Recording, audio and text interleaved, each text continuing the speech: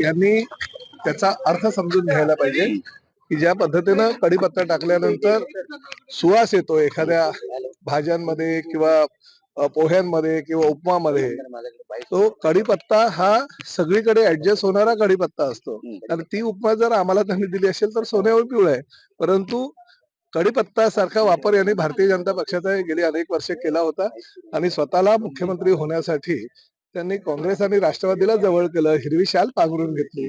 त्यांनी आता आम्हाला उपमा देऊन काय फायदा, आता वेळ निघून गेलेली आहे. रोहित पवार वारंवार म्हणतायत घोडबंदर इथली वाहतूक कोंडी फोडण्यासंदर्भात एक महत्वाची बैठक आणि बघा, ठाणे महानगरपालिका क्षेत्र आणि त्याचबरोबर मीरा भाईंदर महानगरपालिका क्षेत्रामध्ये वन खात्याच्या काही जमिनी आहेत आणि त्या जमिनीचं हस्तांतरण हे MSRDCच्या माध्यमातून किंवा MMRDAच्या माध्यमातून होत असलेल्या कामादरम्यान महापालिकेला न झाल्यामुळे काही कामं ही अडली गेली आहेत आणि त्यामध्ये घोडबंदर रोडला फार मोठ्या प्रमाणात वाहतूक कोंडी होते आणि फक्त थोडासा भाग हा वन खात्याच्या आमच्या अजून ताब्यात आलेला नाही.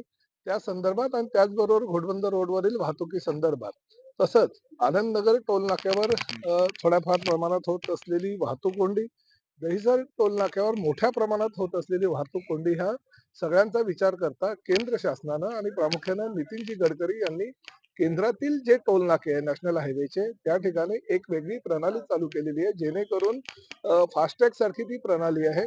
तुमच्या अकाउंट मधनं म्हणजे त्या ठिकाणी गाडी न थांबवता तुमच्या अकाउंट मधनं डायरेक्ट परस्पर ते पैसे वळले जातात. अशा प्रकारचं पत्र मी उपमुख्यमंत्री आणि नगरविकास खात्याचे प्रमुख म्हणून एकनाथ शिंदे साहेबांना दिलं होतं आणि त्या योगे जर महाराष्ट्रामध्ये ती टोल प्रणाली लागू केली तर जे नाक्या नाक्यावर होत असलेली वाहतूक कोंडी आहे ती दूर होईल. यासाठी ती बैठक आहे आणि निश्चितपणे जसं केंद्रानं त्यांच्या नॅशनल हायवे ऑथॉरिटीच्या जागेवर ही अशा प्रकारची टोल प्रणाली नवीन अंमलात आणलेली आहे, तीच टोल प्रणाली ही महाराष्ट्रातील टोल नाक्यावर अंमलात आणण्यासंदर्भातील आज बैठक आहे. काही मंत्री आणि विधानसभा सदस्यांनी विना पास लोकांना आतमध्ये आणलेला आहे. एकंदरीत हा सगळा गंभीर प्रकार आहे. तशा पद्धतीचा गोपनीय अहवाल सुद्धा अध्यक्षांनी सभापतींकडे सोपवलाय. कामं घेऊन या अधिवेशनामध्ये येत असतात, त्यांच्यावर आता नजर असणार आहे. नाही बघा, प्रत्येक गोष्टींवर विधिमंडळात येणाऱ्या कामकाजावर ही माननीय अध्यक्ष आणि माननीय सभापतींची ही असतेच आणि त्यामुळे त्या संदर्भात त्यांना जो काही गोपनीय अहवाल प्राप्त झालेले आहेत त्यानुसार त्यांनी सभागृहामध्ये पण सभापतींनी वाचून दाखवलेले आहे. खरं तर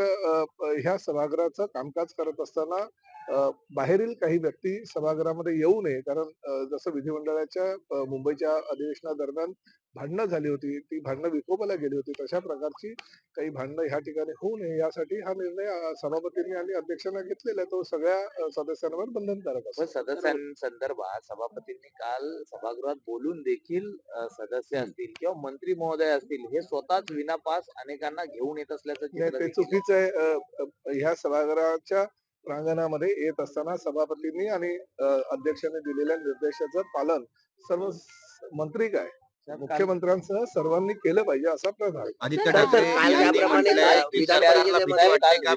विधानसभेमध्ये 1.5 तास बिबट्यांवरती चर्चा झाली. मात्र नाशिकमध्ये असो किंवा नागपूरमध्ये आता पुन्हा एकदा बिबट्याचा संचार पाहायला मिळालेला आहे.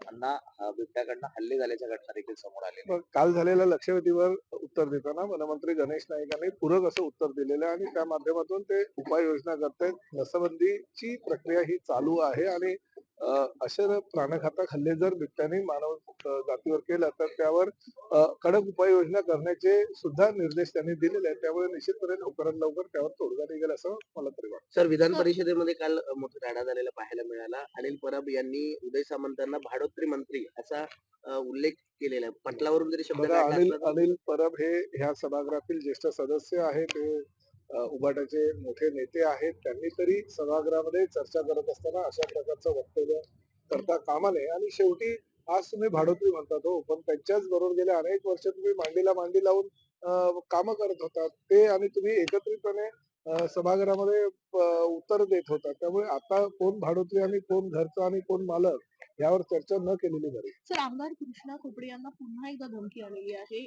मुंडे प्रकरणामध्ये त्यांनी आवाज उठवला. काल त्यांनी त्या संदर्भात चर्चा सभागृहामध्ये केली. सभागृहातील बऱ्याच सदस्यांनी त्यांना पाठिंबाही दिला आणि माननीय मुख्यमंत्र्यांनी सुद्धा ही घटना अतिशय गंभीरतेने घेतलेली आहे. त्यामुळे निश्चितपणे यावर योग्य ती कारवाई होईल. एखाद्या IAS दर्जाच्या अधिकाऱ्यांनी लोकप्रतिनिधींना अशा प्रकारे जर धमकी दिली असेल तर ती अतिशय गंभीर गोष्ट आहे.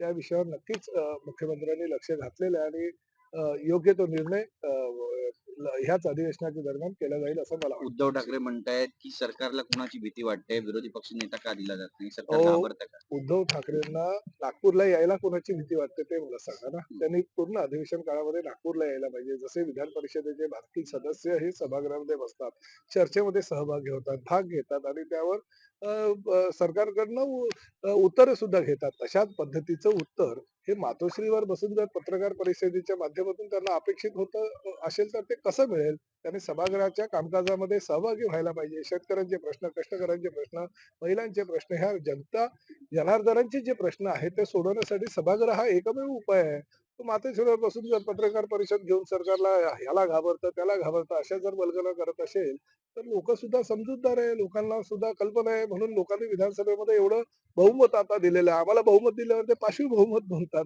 आता त्यांना कमी जागा मिळाल्या त्याला आम्ही काय करणार? तो ओला उबर के ड्राइवर जो रेट्स मांग रहे हैं, अब तो वो रेट्स नहीं मिला बाबा, आंदोलन कर रहे हो लगातार। काय का? ओला उबर के जो ड्राइवर्स हैं वो लगातार ओला, आंदोलन- उबेर हो या रैपिडो हो, सबके ऊपर कार्रवाई चल रही है। पिछले 1 हफ्ते से करीबन 10 जो एफआईआर है वो दाखिल हो गए और जो अभी तक बोल रहे थे, कुछ लोग बोल रहे थे कि प्रताप सरनाईक के दही हांडी को रैपिडो ने ये दिया, कुछ स्पॉन्सरशिप दिया, इसलिए प्रताप सरनाईक नहीं कार्रवाई करते। मैं आपकी जानकारी के लिए बोलता हूँ, जो 10 एफआईआर लॉन्च हो गए उसमें से 1 उबेर के ऊपर है, 8 जो एफआईआर है वो रैपिडो के ऊपर है और खाली रैपिडो जो गाड़ी चलाने वाला है उसके ऊपर नहीं बल्कि मालिक के ऊपर की है। यानी प्रताप सरनाईक के ऊपर आरोप करने वाले को ये चपरा गए।